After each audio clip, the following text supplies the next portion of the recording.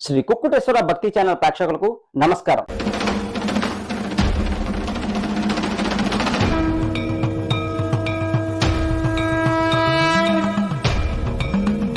హరి ఓం శ్రీ గణేశాయ నమః. శ్రీ గురుభ్యో నమః. శ్రీ సరస్వత్యై నమః.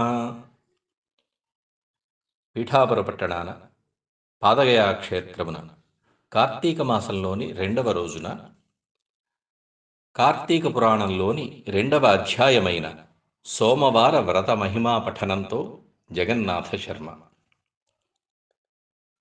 జనక, ఇంతవరకు నీకు కార్తీక మాసమునందు ఆచరించవలసిన విధిక్రమము మాత్రమే తెలియజేసి తిని. కార్తీక మాసంలో సోమవార వ్రతమునకు ప్రత్యేక ప్రాముఖ్యము గలదు. కావున సోమవార వ్రత విధానమును దాని మహిమను గురించి వివరింతును, సావధానుడవై ఆలకింపుము. కార్తీక మాసములో సోమవారం శివునకు అత్యంత ప్రీతికరమైన రోజు. ఆ రోజున స్త్రీ గాని పురుషుడు గాని ఏ జాతి వారైనా రోజంతయూ ఉపవాసముండి నదీ స్నానం చేసి తమ శక్తి కొలది దానధర్మాలు చేసి నిష్ఠతో శివదేవునకు బిల్వపత్రాలతో అభిషేకం చేసి సాయంత్రం నక్షత్ర దర్శనం చేసిన తరువాతనే భుజింపవలయును. ఈ విధంగా నిష్ఠతో నుండి ఆ రాత్రంతయు జాగరణ చేసి పురాణ పఠన మొనరించి తెల్లవారిన తరువాత నదికి వెళ్ళి స్నానమాచరించి తిలాదానం చేసి తమ శక్తి కొలది పేదలకు అన్నదానం చెయ్యవలయును.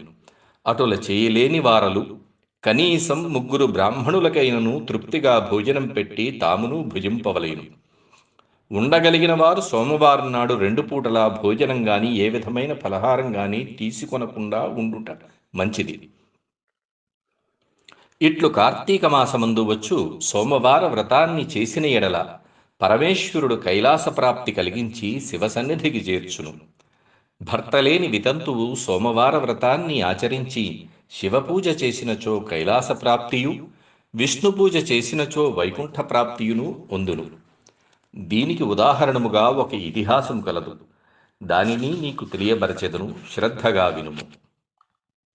కార్తీక సోమవార ఫలముచే కుక్క కైలాసమునందుట.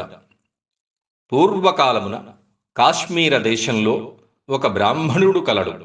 అతడు పురోహిత వృత్తిని చేపట్టి తన కుటుంబాన్ని పోషించుకుంటూ ఉండెను. అతనికి చాలా దినాలకు ఒక కుమార్తె కలిగెను.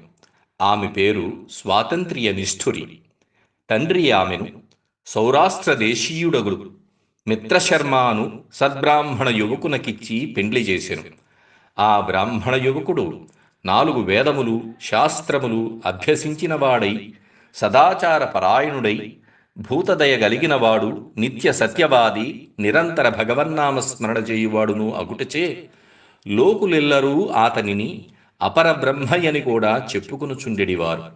ఇటువంటి ఉత్తమ పురుషుని భార్యయగు నిష్ఠురి యవ్వన గర్వంతో కన్ను మిన్ను గానక పెద్దలను దూషించుచు అత్తమామలను భర్తను తిట్టుచు కొట్టుచు పరపురుష సాంగత్యము గలదై వ్యభిచారిణి అయి తన ప్రియులు తెచ్చిన తినుబండారాలు బట్టలు పువ్వులు ధరించుచు దుష్టురాలై తిరుగుచుండగా వంశానికి అప్రతిష్ఠ తెచ్చుచున్నదని అత్తమామలు ఆమెను తమ ఇంటి నుండి వెడలగొట్టిరి.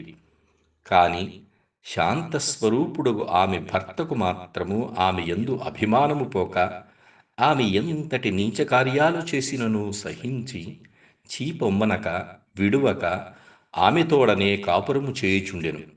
కాని చుట్టుప్రక్కల వారు ఆ నిష్ఠురి గయ్యాళితనానికి యావగించుకుని ఆమెకు కర్కశ అనే ఎగతాళి పేరును పెట్టుటచే అది మొదలు అందరూ దానిని కర్కశ అనియే పిలుస్తూ ఉండేవారు.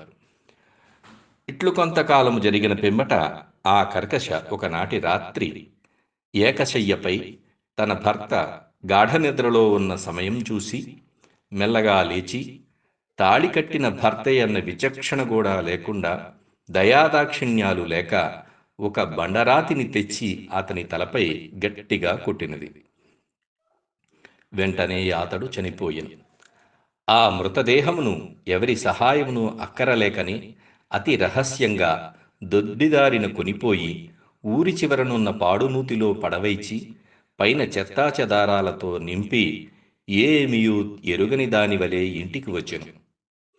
ఇక తనకు ఏ ఆటంకాలు లేవని ఇంకను విచ్చలవిడిగా సంచరించుచు తన సౌందర్యాన్ని చూపి ఎందరినో క్రీగంటనే వశపరచుకుని వారల వ్రతాన్ని పాడుచేసి నానాజాతి పురుషులతోడను రమించుచు వర్ణశంకరురాలయ్యను. అంతియేగాక పడుచు కన్యలను, భర్తలతో కాపురం చేసుకొనుచున్న పడుచులను తన మాయమాటలతో చేరదీసి వారికి కూడా దుర్బుద్ధులు నేర్పి పాడుచేసి విటులకు తార్చి ధనార్జన చేయసాగింది. జనకరాజ, యవన బెంకము ఎంతో కాలం ఉండదు కదా. కాలమొక్క రీతిగా నడవదు. క్రమక్రమంగా ఆమెలోని యవ్వనం నశించినది. శరీరమందు మేహవ్రణములు బయలుదేరినవి. ఆ వ్రణముల నుండి చీము రక్తము రసి కారుట ప్రారంభమాయను. దానికి తోడు శరీరమంతా కుష్ఠువ్యాధి బయలుదేరి దుర్గంధం వెడలుచున్నది. దినదినము శరీర పటుత్వము కృషించి కురూపి అయి భయంకర రోగాలతో బాధపడుచున్నది. ఆమె యవ్వనంలో ఉండగా ఎన్నో విధాల తృప్తి కలిగించిన విటులు ఏ ఒక్కరూ ఇప్పుడు ఆమెను తొంగి చూడరైరి. ఆ పరిసర ప్రాంతానికి వెళ్ళిన ఎడల తమ నిటులైనను పలుకరించునని ఆ వీధి మగమైనను చూడకుండిరి. కర్కశ ఇటుల నరకబాధలు అనుభవించుచు పురుగులు పట్టి కొంతకాలానికి చనిపోయినది. బ్రతికినన్నాళ్ళు ఒక్కనాడైనా పురాణశ్రవణమైనను చేయని పాపిష్టురాలు కదా. చనిపోయిన వెంటనే భయంకరాకారులైన యమభటులు ఆమెను కొనిపోయి ప్రేతరాజకు యముని సన్నిధిలో ఉంచగా యమధర్మరాజు చిత్రగుప్తుల వారిచే ఆమె పాపపుణ్యముల జాబితాను చూపించి, భటులారా, ఈమె పాపచరిత అంతింత కాదు. వెంటనే ఈమెను తీసుకువెళ్ళి ఎర్రగా కాల్చిన ఇనుప స్తంభానికి కట్టబెట్టుడు అని ఆజ్ఞాపించెను. విటులతో సుఖించినందులకు గాను యమభటులు ఆమెను ఎర్రగా కాల్చిన ఇనుప స్తంభాన్ని కౌగిలించుకోమని చెప్పిరి. భర్తను బండరాతితో కొట్టి చంపినందుకు గాను ఇనుప గదలతో కొట్టిరి. పతివ్రతలను వ్యభిచారులుగా చేసినందుకు సలసల కాగిన నూనెలో పడవేసిరి. తల్లిదండ్రులకు అత్తమామలకు అపకీర్తి తెచ్చినందుకు సీసం కరిగించి నోటిలో చెవుల్లో పోసి ఇనుప కడ్డీలు కాల్చి వాతలు పెట్టిరి. తొదకు కుంభీపాకమును నరకంలో వేయగా అందు ఇనప ముక్కులు గల కాకులు, విషసర్పాలు, తేళ్లు, జెర్రులు కుట్టినవి. ఆమె చేసిన పాపాలకు ఇటు 7 తరాల వాళ్ళు అటు 7 తరాల వాళ్ళు కూడా నరకబాధలు పడుచుండిరి. ఈ ప్రకారంగా నరకబాధలను అనుభవించి కడకు కళింగ దేశమున కుక్క జన్మమెత్తి ఆకలి బాధ పడలేక ఇల్లిల్లు తిరుగుచుండగా కర్రలతో కొట్టువారు కుట్టుచు, తిట్టువారు తిట్టుచు, తరుమువారు తరుముచూ ఉండిరి. ఇట్లుండగా ఒకానొకనాడు ఒక శ్రోత్రియ బ్రాహ్మణుడు కార్తీక సోమవార వ్రతమాచరించి ఉపవాసముండి సాయంత్రము నక్షత్ర దర్శనం చేసి బలి అన్నాన్ని అరుగుపై పెట్టి కాళ్ళు చేతులు కడుక్కునుటకై లోనికేగిన సమయమున ఈ కుక్క వచ్చి ఆ బలి అన్నాన్ని తినెను. వ్రతనిష్ఠా గరిష్ఠుడైన ఆ విప్రుని పూజా విధానముచే జరిపించిన బలి అన్నమగుట చేతను, ఆ రోజు కార్తీక మాస సోమవార అగుట చేతను, కుక్క ఆ రోజంతయు ఉపవాసంతో ఉండుట వలనను, శివపూజా పవిత్రమగుట చేతను, శివపూజా పవిత్రస్థానమైన ఆ ఇంట దొరికిన ప్రసాదం తినుట వలనను ఆ శునకానికి జన్మాంతర జ్ఞానము ఉద్భవించెను. వెంటనే ఆ శునకము, విప్రకులోత్తమ, నన్ను కాపాడుమని మొరపెట్టుకొనెను. ఆ మాటలు బ్రాహ్మణుడు ఆలకించి బయటకు వచ్చి చూడగా కుక్క తప్ప అన్యులెవరూ లేనందున లోనికెగెను. మరల రక్షింపుము రక్షింపుమని కేకలు వినబడింది.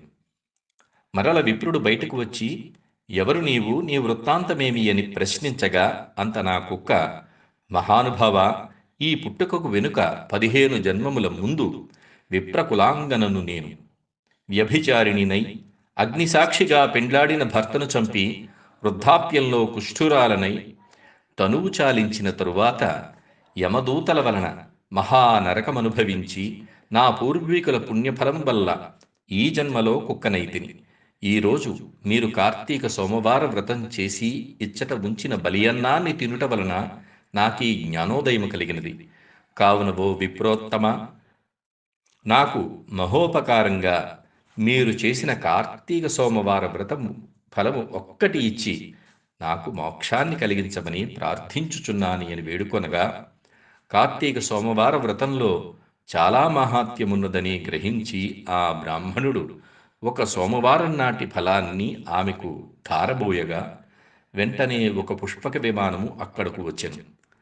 ఆమె అందరికీ వందనం చేసి అక్కడి వారందరూ చూచుచుండగనే ఆ విమానమెక్కి శివ సాన్నిధ్యమునకేగెను.